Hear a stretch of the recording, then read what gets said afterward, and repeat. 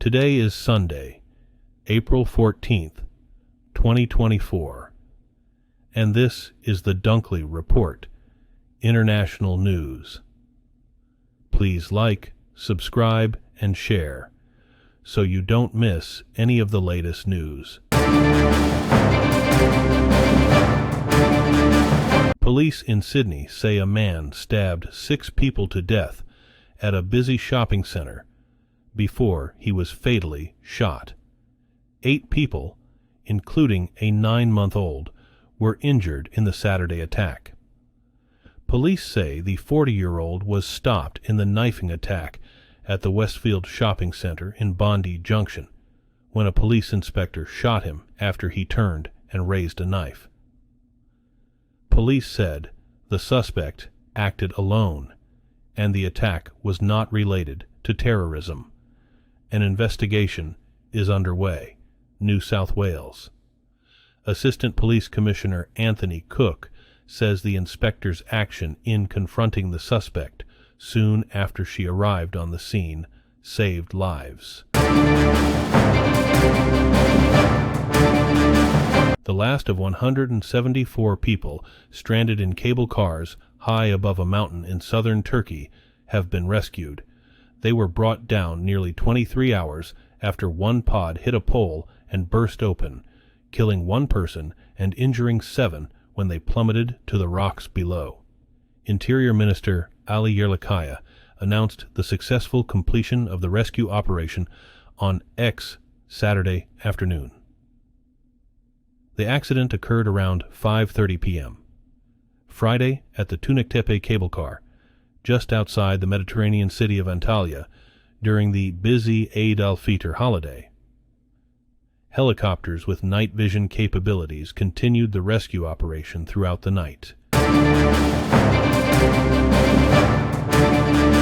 China has surged sales to Russia of machine tools, microelectronics, and other technology Moscow uses to produce missiles, tanks, aircraft, and other weaponry. That's according to 2 senior Biden administration officials who discussed the sensitive findings Friday on the condition of anonymity. The officials say last year about 90% of Russia's microelectronics came from China, which Russia has used in missiles, tanks, and aircraft. Nearly 70% of Russia's approximately 900 million in machine tool imports in the last quarter of 2023 came from China. China says it's not providing Russia with arms or military assistance, although it has maintained robust economic connections. Ukraine's military chief on Saturday warned that the battlefield situation in the country's industrial east has significantly worsened in recent days, as warming weather has allowed Russian forces to launch a fresh push along several stretches of the more than 1,000-kilometer-long front line. Also on Saturday, Germany announced on that it will deliver an additional Patriot air defense system to Ukraine, days after missiles and drones struck infrastructure and power facilities across several Ukrainian regions, leaving hundreds of thousands of homes without power, in what private energy operator DTEK described as one of the most powerful Russian attacks this year.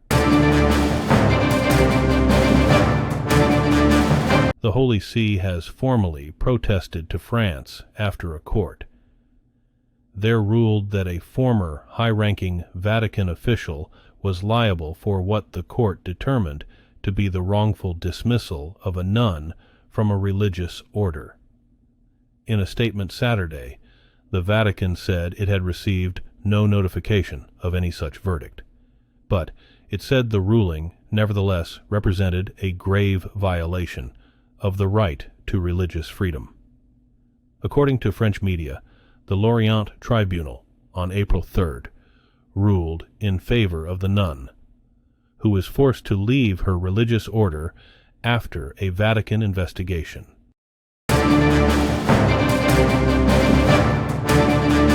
It's water festival time in Thailand, where many are marking the country's traditional New Year, splashing each other with colorful water guns and buckets in an often raucous celebration that draws thousands of people. Even as this year the Southeast Asian nation marks record-high temperatures, causing concern. The festival, known as Songkran in Thailand, is a 3-day shindig that starts Saturday. The holiday is also celebrated under different names in neighboring Myanmar, Cambodia, and Laos.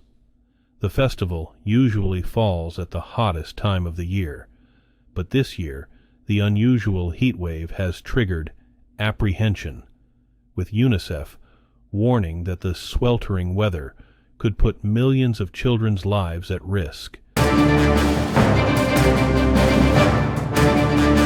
A severe drought has pushed Colombia's capital to start rationing tap water. Officials in Bogotá moved to ration water starting this week after reservoirs hit historically low levels due to the combination of high temperatures and lack of rainfall prompted by the El Niño climate phenomenon. The rationing will affect neighborhoods in 24-hour periods 3 times per month. Local officials will review the measure every 15 days to decide whether it should be eliminated, maintained, or increased. Officials have recommended people store only the amount of water they absolutely need, not wash cars, and implement water-saving measures at home, even when they shower. Thank you for joining us here at the Dunkley Report International News. Don't forget to like and subscribe for the latest breaking stories.